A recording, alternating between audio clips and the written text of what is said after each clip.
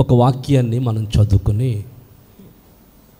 కొన్ని విషయాలు, ఎక్కువసేపు కాదు, కొన్ని విషయాలు మనము చదివిన మొదటి సమూయేలు పుస్తకం 7వ అధ్యాయం 15వ వచనాన్ని చదవండి. మొదటి సమూయేలు పుస్తకం 7వ అధ్యాయం 15వ వచనం. సమూయేలు తాను బ్రతికిన దినములన్నీ ఇశ్రాయేలీలకు న్యాయాధిపతిగా ఉండెను. ఆమెన్. ఇప్పుడు నా వైపు చూడండి. సమూయేలు తాను బ్రతికిన దినములన్నిట ఇశ్రాయేలీలకు న్యాయాధిపతిగా ఉన్నారు. న్యాయాధిపతిగా ఉన్నారు.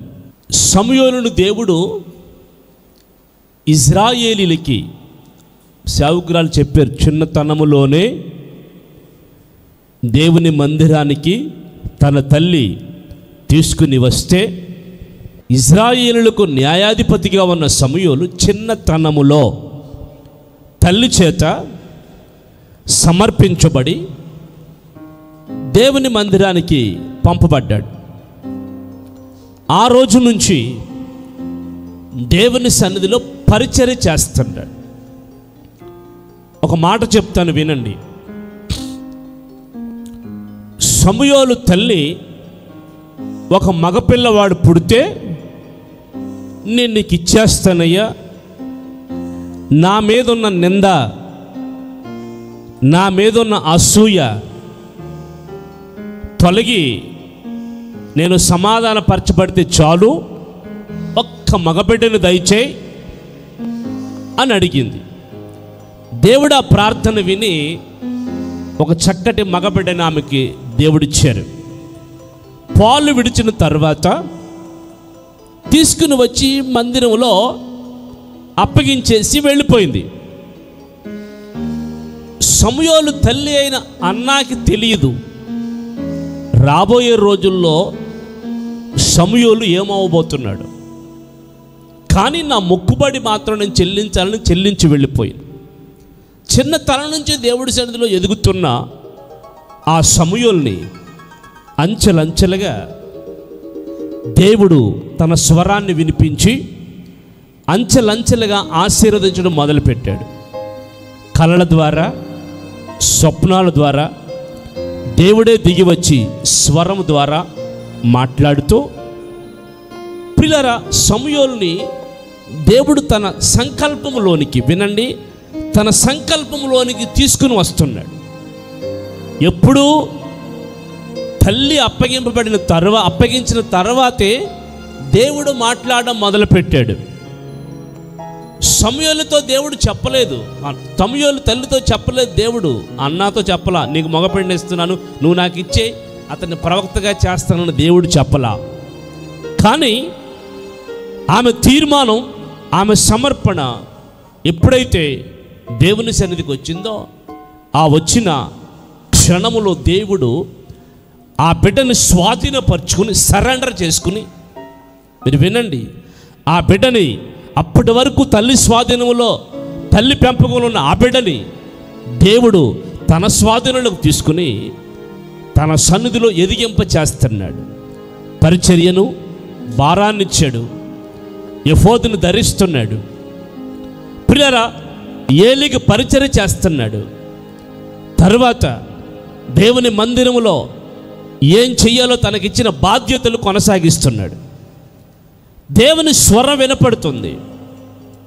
అంచెలంచెలుగా దైవికమైన ప్రణాళిక సమూయేలు పట్ల తెలియపరచబడుతుంది. ప్రైజ్ ది లార్డ్, హల్లెలూయా. ఈరోజున వినండి, రాబోయే రోజులకు వచ్చేసరికి దేవుడు సమూయేలుని ఏమండి ప్రవక్తగాను, సమూయేలుని యాజకుడుగాను, సమూయేలుని ప్రియ దీర్ఘదర్శిగాను, సమూయేలుని ఒక దైవజనుడిగాను, అంత మాత్రమే కాదు, సేవకురాలు చదివి వినిపించారు, మిస్పాలో ఇశ్రాయేలులకి న్యాయము తీర్చుచూ ఉండే వ్యక్తి, న్యాయాధిపతిగాను దేవుడు సమూయేలుని దేవుడు గణపరచడం మొదలుపెట్టాడు. కొట్టాలి బిగ్గరగా చప్పట్లు కూడా ఒకసారి దేవుని గణపరచడం అందరు కూడా. ఎప్పుడు తల్లి అప్పగించినప్పుడు ఈ కార్యాలన్నీ దేవుడు తన ప్రణాళికల్లో తెలియచేస్తున్నాడు. ఈరోజు నా ప్రియులారా, నువ్వైనా, నీ కుటుంబమైనా, నీ బిడ్డలైనా, నీ సంతానమైనా, నీవు నీ స్వాధీనంలో ఉండకూడదు, దేవుని స్వాధీనంలోకి రావాలి. దేవుని సరెండర్, దేవుని కబంధ హస్తాలకు రావాలి. ఆయన రెక్కల నీడలో నిన్ను, నీ బిడ్డల్ని అప్పగించుకోవాలి. అప్పుడు దేవుడు నీ పట్ల, నీ బిడ్డల పట్ల, నీ కుటుంబం పట్ల తన ప్రణాళిక ఏంటో తెలియపరుస్తాడు. తెలియపరిచిన రీతిలో ప్రియులారా దేవుడు నడిపిస్తాడు. సమూయేలును గురించి బైబిల్లో మనం చదివిన మాట, బ్రతుకు దినములన్నిటా ఇశ్రాయేలుకి న్యాయాధిపతిగానే ఉన్నాడు. వినండి, బ్రతుకు దినములన్నిటా ఇశ్రాయేలుకి న్యాయాధిపతిగానే ఉన్నాడు. సంసోను గురించి ఒక మాట రాయబడి ఉంటుంది. సంసోన్ని కూడా దేవుడు న్యాయాధిపతిగా దేవుడు ఎన్నుకుంటే, కానీ సంసోను న్యాయాధిపతుల గ్రంథంలో 16వ అధ్యాయంలో ఆఖరి వచనం, అది 20 సంవత్సరములు ఇశ్రాయేలులకు అధిపతిగా, న్యాయాధిపతిగా ఉన్నాడు. వినండి, సమూయేలుని చూస్తే బ్రతుకు దినములన్నిటా న్యాయాధిపతిగా ఉన్నాడు. కానీ సంసోను చూస్తే 20 సంవత్సరాలు మాత్రమే న్యాయాధిపతిగా ఉన్నాడు. ఏమండి, వీళ్ళిద్దరి యొక్క జీవితం దేవునికే సమర్పించబడింది. వింటున్నారు? నా వైపు చూస్తున్నారా? సమూయేలు తల్లి ఏమో దేవునికి అప్పగించింది. సంసోను తల్లిదండ్రులతోనేమో దేవుడు మాట్లాడి, నీకు పుట్టబోయేవాడు న్యాయాధిపతిగా ఉండబోతున్నాడు, ద్రాక్షారసం మద్యం తాగిపించొద్దు, జాగ్రత్తగా పెంచు అని అప్పగించింది. ఇప్పుడు చూడండి, సమూయేలేమో తల్లి మొక్కుబడి చేత, సమర్పణ చేత, త్యాగం చేత సమూయేలు న్యాయాధిపతిగా మారితే, సంసోను దేవుడే కోరుకుని, దేవుడే ఏర్పాటు చేసుకుని, దేవుడే స్వరమిచ్చి, దేవుడే పిలిచి న్యాయాధిపతిగా చేస్తే, ఏమండి, సమూయేలేమో బ్రతుకు దినములన్నిటా న్యాయాధిపతిగా ఉన్నాడు. కానీ సంసోనేమో 20 సంవత్సరాలు మాత్రమే న్యాయాధిపతిగా ఉండి అకాల మరణం మధ్యలోనే, వినాలి, మధ్యలోనే తన జీవితాన్ని, పిల్లరా, ప్రజ్ఞలోనే తన జీవితాన్ని కొనసాగించుకున్నట్లుగా, సమూయేలు నిండు వృద్ధుడిగా ప్రభు దగ్గరికి చేరితే, సంసోను మంచి యవ్వనస్తుడై ఖండ బలముతో, శరీర బలముతో, బలవంతుడుగా ఉన్న సమయంలో సంసోను చనిపోయాడు. వింటున్నారా? సంసోను చనిపోయాడు. సమూయేలేమో కళ్ళు కనపడిన వృద్ధుడిగా మార్చబడి నడవలేని వృద్ధాప్యంలోకి వెళ్ళిపోయి మరణిస్తే, సంసోనేమో ప్రియులారా ఇగో శత్రువుల చేతుల చేత యవ్వన వయసులోనే చక్కగా చూస్తున్న కళ్ళు పీకించబడి, ఆ కళ్ళు పెరికింపబడి గుడ్డివాడిగా, ప్రియులారా అగమ్య గోచరకరమైన భవిష్యత్తులో కనిపించని స్థితిలో సంసోను చనిపోయాడు. ప్రియులారా మీరు వినండి, సమూయేలుకు అప్పగించిన జీవితాన్ని సమూయేలు కడవరకు కొనసాగించుకున్నాడు. కానీ సంసోనుకు అప్పగించిన జీవితాన్ని సంసోను కడవరకు కొనసాగించుకోలేకపోయాడు. Praise the Lord, praise the Lord. ప్రియులారా మీరు వినండి, ఎవరి చరిత్ర బాగా రాయబడింది, ఎవరి చరిత్ర సరిగ్గా రాయబడలేదు.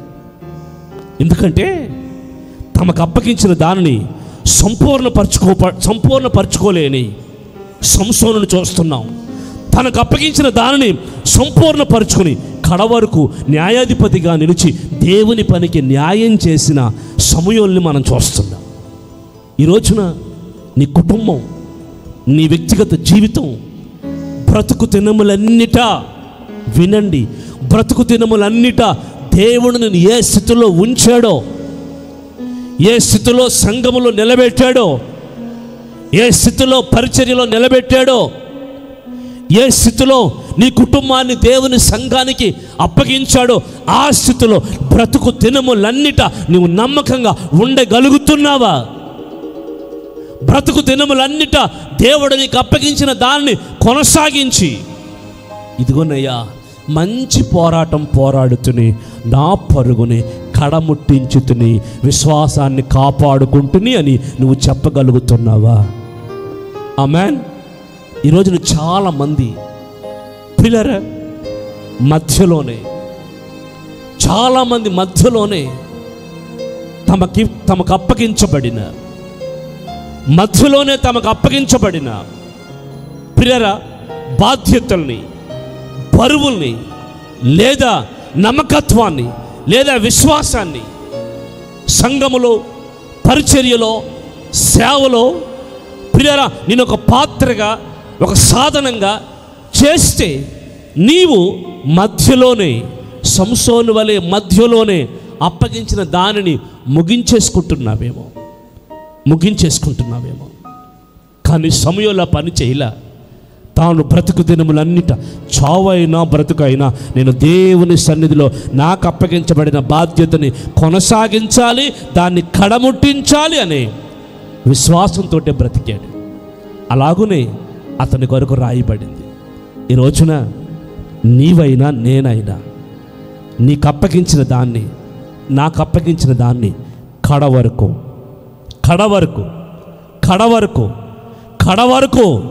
ప్రియరా మనం కాపాడుకోగలిగితే ఖచ్చితంగా మంచి దినములు ఫిలిష్తీయులు ఇజ్రాయేలీల మీద శత్రుత్వం, విషపు చూపు, అసూయ నిలిపితే, కానీ తనను తాను కాపాడుకుని దేవుని బాధ్యతని నిర్వర్తించుకుంటున్న సమూయేలు ప్రార్థన చేస్తే ఫిలిష్తీయులు ఓడిపోతున్నారు. ఫిలిష్తీయులకి అపజయం కలుగుతుంది. ఫిలిష్తీయులు వారి బోర్డర్ దాటి, వింటున్నారా, బోర్డర్ దాటి ఇజ్రాయేలీల మీదకి రాలేకపోతున్నారు. ఫిలిష్తీయులు అణచబడుతున్నారు. ప్రియులారా, ఇజ్రాయేలు లేపబడుతున్నారు. కారణం ఏంటంటే ఆ ఇజ్రాయేలీలో ప్రియులారా బ్రతుకు దినములన్నీ దేవునికి అప్పగించబడి దేవుని చేతిలో ఒక బలమైన సాధనంగా ప్రియులారా బాధ్యతను నిర్వర్తించే సమూయేలు ప్రార్థన ఇజ్రాయేలుకి బహు అండగా నిలబడింది. కొట్టండి బిగ్గరగా చప్పట్లు. ఆమేన్. నేను ఒక మాట చెప్తాను. సమూయేలు లాంటి ప్రవక్తలు అందరూ సమూయేలులా ఉండకపోవచ్చు, కానీ సమూయేలులాగా నమ్మకంగా ఉన్నవారు ఉన్నారు. Praise the lord. సంసోనులాగా అందరూ పడిపోయిన వారు కాదు. సమూయేలులాగా తమ జీవితాన్ని కాపాడుకున్న వారు ఉన్నారు. నువ్వు సంసోనుని చూడకూడదు, నువ్వు సమూయేలుని చూడాలి. నువ్వు సంసోనుని చూడకూడదు, నువ్వు సమూయేలుని చూడాలి. ఈ రోజున ప్రియులారా, ఎవరి వైపు నీ కళ్ళు ఉన్నాయి, ఎవరి వైపు నీ నేత్రాలు ఉన్నాయి, ఒకసారి ఆలోచించు. ఏమండి, నువ్వు నమ్మకంగా ఉంటే ఏదైనా చేస్తాడు దేవుడు, ఎంతైనా చేస్తాడు దేవుడు. అందుచేత ప్రియులారా మీరు వినండి, సమూయేలు తన జీవిత దినములన్నీ దేవునికి అప్పగించుకున్నాడు. కానీ సంసోను మధ్యలోనే వైదొలిగిపోయాడు. మధ్యలోనే తమకిచ్చిన బాధ్యత వైదొలిగిపోయాడు. Praise the Lord. హల్లెలూయా. సంఘంలో మీకు ఏ స్థితి ఇచ్చాడో ఈరోజు సమూయేలు వలె న్యాయాధిపతి, యాజకుడు, దీర్ఘదర్శి, ప్రవక్త, దైవజనుడు సమూయేలు ఒక్కడే 5 బాధ్యతల్ని సంఘంలో నిర్వర్తించాడు. మరి అందుకే సమూయేలు లాంటి ప్రవక్త ఇంకెవరు బైబిల్లో కనపడరు. 5 రకాల దైవికమైన ఉద్యోగాల్ని, దైవికమైన బాధ్యతల్ని చేత పట్టుకున్న ఏ వ్యక్తి మళ్ళీ సమూయేలు వంటి వ్యక్తులు మనకు కనపడరు. మీరు బాగా గమనించండి. నువ్వు ఎంతగా చేస్తావో దేవునిలో, అది ఏ విషయమైనా సరే నువ్వు చేసే కొలది నీ స్థితిని అంచెలంచెలుగా కొద్ది వాటిలో నమ్మకంగా ఉంటే, కొంచెంలో నమ్మకంగా ఉంటే అనేకమైన వాటి మీద ఏం చేస్తాడు దేవుడు? అధికారిగా, న్యాయాధిపతిగా నియమిస్తాడు. ఈరోజు నీకు ఈ సంఘంలో నమ్మకంగా ఉండు. అదే రీతిలో అట్ ద సేమ్ టైం నీ ఇంటిలో కూడా నమ్మకంగా ఉండు. మీరు నమ్మకంగా ఉండండి. నమ్మకంగా ఉంటే దేవుడు మీ స్థితిని రాబోయే దినాల్లో మార్చొచ్చు. దేవుడు మీ స్థితిని ఆశీర్వదించవచ్చు. ఇప్పుడున్న పరిస్థితులన్నీ తారుమారు చేయొచ్చు. దేవుడి చేతిలో ఉంది ఇది. కాబట్టి మీకు దేవుడు అప్పగించాడు. ఆ బాధ్యతలో నమ్మకంగా ఉండి దేవుడు పని చేయండి. పిల్లరా, మనం ఎక్కడున్నా సరే గమనించండి. ఏ స్థితిలో ఉన్నా, ఏ పరిస్థితుల్లో ఉన్నా, ఏ ఉద్యోగంలో ఉన్నా, ఏ వ్యాపారంలో ఉన్నా, ఏ పనిలో ఉన్నా, ఏ వ్యవసాయంలో ఉన్నా, ఏ ఇంటి పనిలో ఉన్నా సరే దేవుడు కనుదృష్టి నీ మీద ఉందన్న సంగతి, దేవుని ఏర్పాటు నీ మీద ఉందన్న సంగతి, ఇస్సాకును ఆశీర్వదించినట్లుగా నిన్ను ఆశీర్వదించాలని చూస్తున్నాడన్న సంగతి మర్చిపోవద్దు. ఎంతోమంది శత్రువులు వస్తారు, ఎంతోమంది ఆటంకపరిచే వాళ్ళు వస్తారు. ఏమండి ప్రియరా, ఇస్సాకు ఏం చేశాడు? వాళ్ళు పూడుస్తున్నారు, మరలా బావులు తవ్వుతున్నాడు. మందిరం మనకు స్థలం లేదు, ఎక్కడో దుక్కుని ఎవరో ఒకనాడు వేసుకుంటున్నాం. కొద్ది రోజులకి వాళ్ళు తీసేయమంటున్నారు, కూల్చేయమంటున్నారు, తీసేస్తున్నాం, ఇంకో చోటకు వస్తున్నాం. దేవుడి దగ్గర ప్రార్థన చేసి ఇప్పుడు ఎక్కడికి తీసుకెళ్తామని అడుగుతున్నాం. అలాగని ఎన్ని చోట్ల తిప్పాడు దేవుడు, ఎక్కడికి తీసుకొచ్చాడు దేవుడు. కానీ ప్రారంభించిన ప్రయాణం మొత్తానికి ఎక్కడికి వచ్చింది?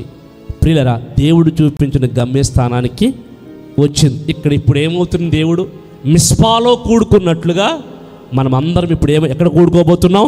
ఈ స్థలంలో మనం అన్ని కార్యక్రమాల్లో కూడుకోగలుగుతున్నాం. స్తోత్రం చెప్పండి.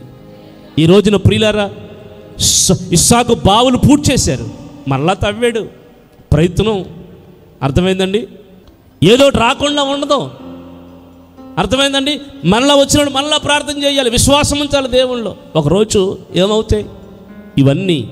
ఒకరోజు నా దేవుడు ఖచ్చితంగా తొలగిపోయి నువ్వు తవ్వుతూ ఉంటే దేవుడు ఖచ్చితంగా నిలబెడతాడు నిన్ను. ఎందుకంటే నువ్వు దేవుని ప్రణాళికలో ఉన్నావు కనుక నిన్ను వదిలిపెట్టడు, ఖచ్చితంగా నిలబెడతాడు. ప్రైజ్ ది లార్డ్, హల్లెలూయా. కొన్ని కష్టాలు వస్తాయి, దేవుని పిల్లలకి శ్రమలు వస్తాయి, నిందలు వస్తాయి, పరిస్థితులు వస్తాయి. ఎవరి సాక్ష్యం ఎందుకు? మీరు నా సాక్ష్యాన్ని చూసుకోండి, ఈ సంఘ సాక్ష్యాన్ని చూసుకోండి. ఎన్ని శ్రమలు వచ్చినా, ఎన్ని కష్టాలు వచ్చినా దేవుడి కొరకే నిలబడ్డాం. ఈరోజు దేవుడు కాదనుకుంటే, సేవ కాదనుకుంటే ఈరోజు ఎంత సంపాదించవచ్చో అంత సంపాదించవచ్చు. కానీ డబ్బు కాదు నాకు ముఖ్యం, నన్ను పిలిచిన దేవుని పని ముఖ్యం నాకు. స్తోత్రం చెప్పండి. ఆ పనిని నమ్మకంగా కొనసాగించడం ముఖ్యం. ఈరోజు అట్టి కృపను దేవుడు మనకిచ్చాడు. నా ప్రియులారా, మిమ్మల్ని ఎవరిని వదలడు. మీరు ఎవ్వరూ దేవుని సన్నిధిలో ప్రియులారా దేవుని ప్రణాళికలో లేరు అనే మాట మాత్రం నేను చెప్పను. అందరూ దేవుడి ప్రణాళికల్లో ఉన్నవారే. నా ప్రియులారా, మీరందరూ దేవుని సన్నిధిలో మిస్పాలో సమూయేలుతో కలిసి కూడుకున్నట్లుగా మీరందరూ నాతో కలిసి ఈ పరిచర్యలో, ఈ పనిలో ఒక భాగస్థులుగా, ఒక పాత్రలుగా, సహకారులుగా, ప్రియులారా ప్రోత్సాహకారులుగా మీరు మారి ఉన్నారు. అందుచేత మిమ్మల్ని ఎవరిని దేవుడు వదిలిపెట్టడు. ఇస్సాకును ఆశీర్వదించినట్లుగా రాను ఖచ్చితంగా మీరు ఒక రోజు 100 ఫలాన్ని కొయ్యబోతున్నారు. కొట్టండి బిగ్గరగా చప్పట్లు కొట్టి ఆమేన్. లేచి నిలబడి అలా ప్రార్థన చేసుకుందాం. ఆమేన్. మహిమగల తండ్రి, పరిశుద్ధుడా, ప్రేమాస్వరూపి స్తోత్రాలు. ఈ పునరుద్ధానపు ఆరాధనలో మీరు దిగి వచ్చారు నాయన. అన్ని విషయాల్లో మీ సన్నిధి తోడుగా ఉంచారు ప్రభువా, స్తోత్రాలు నాయన. చేరి వచ్చిన బిడ్డలందరినీ మీరు దర్శించారు, వాక్యం ద్వారా మాట్లాడారు ప్రభువా, స్తోత్రాలు. ఎంతమంది నీ సన్నిధిలో నాయన వాక్యం ద్వారా ఆశీర్వదించబడి ఒక తీర్మానం కలిగి బ్రతుకు దినములన్నీ నీ సన్నిధిలో ఉంటామని ఎవరైతే నాయన తీర్మానం కలిగి ఉన్నారో అందరినీ మీరు జ్ఞాపకం చేసుకోండి తండ్రి. ఎవరిని మరువక ఇస్సాకు వలె 100 మీరు ఆశీర్వదించండి. నీ పాదాలకు అప్పగిస్తూ యేసు నామములో అడిగి వేడుకొనుచున్నాము తండ్రి, ఆమేన్. మన ప్రభువైన యేసుక్రీస్తు కృప, తండ్రి అయిన దేవుని ప్రేమ, పరిశుద్ధాత్మ సన్నిధి సహవాసం మనందరికీ తోడై నడిపించునుగాక.